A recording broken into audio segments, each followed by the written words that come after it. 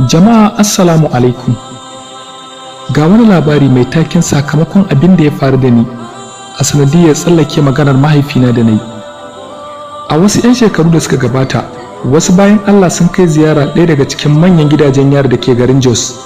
Aka tara masallaci har suka haɗa kuɗi suka rufe masallacin suka gyara shi na kurkuku.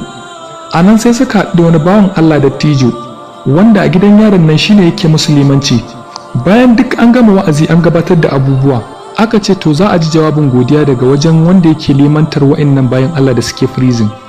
Da ya miƙe ya yabi Allah ya yi manzan Allah salati, sai ya fashe da kuka ya ce ku ne matasa masu wa'azi, ya ce wa'annan bayan Allah ga saƙona don Allah in kun fita kuna wa'azi ku rika sawa a ciki, ya ce ku gaya wa iyaye don Allah su daina ma 'ya'yansu baki, ku kuma gaya ma 'ya'ya su daina ƙoƙarin saɓa wa iyayensu. Duk mai saba ma iyayensa ya ce ba zai gama lafiya ba, ya shiga uku. Ya ce dalilin shigowa na gidan yari nake so in faɗa muku don ya zama wa'azi. Shi mutumin jihar Taraba ne. Ya ce na shigo gidan yarin nan ne tsawon lokaci ta yadda yanzu duk abin da ake yi ba zan iya yi ba idan na fita waje, domin na fi shekara 24 a cikin gidan yarin nan. Ya ce ina zaune duniyar ba ta kai irin yanzu ba. Ya ce sai na yi wasu abokai da suke zama a wani wuri, wani kango ne da ba a gama gini ba, suna shaye-shaye a wurin. Rannan sai mahaifina ya kira ni a gaban abokansa, yana zaune kofar gida ya ce wane zo. Sai na zo.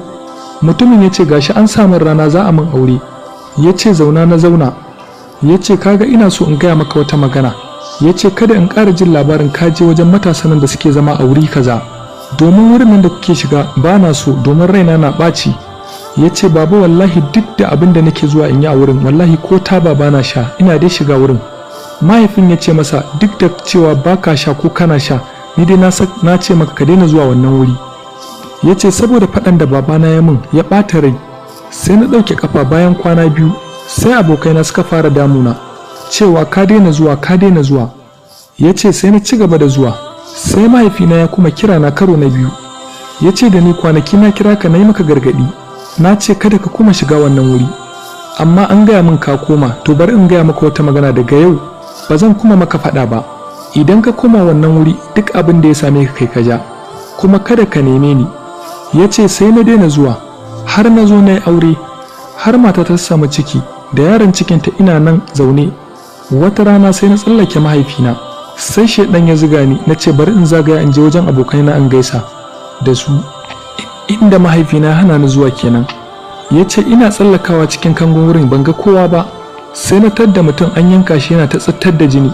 A lokacin da na yi kokari in tsallako in fito sai 'yan sanda suka rike ni, kuma gashi na rantse muku da Allah ko reza bai rike ba. Ya ce ku gaya min wanda zai fitar da ni in ba Allah ba.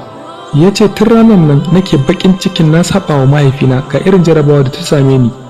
Ya ce aka kama ni aka kai ni kotu, aka ce babu wanda aka gan shi da wannan mutumin da ya yanka, ga wuka ga jini yana zuba. Ya ce na rantse muku da Allah ba ina baku labarin nan bane don ku fitar da ni, magana ta riga ta ƙare.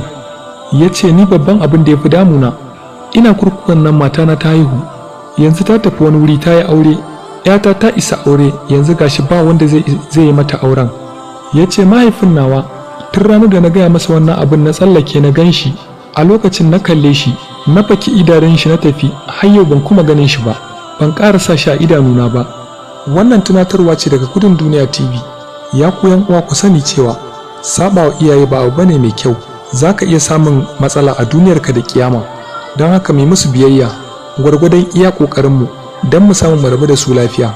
Ya Allah ya raba mu da iyayenmu lafiya, wayanda iyayensu suka rasu kuma Allah ya gafarta musu, Allah ya ji kansu. Mu ma in ta mu ta zo Allah ya sa mu cika da imani. Dan Allah ku samu ku share din wannan abun, shi ma yana da matukar amfani.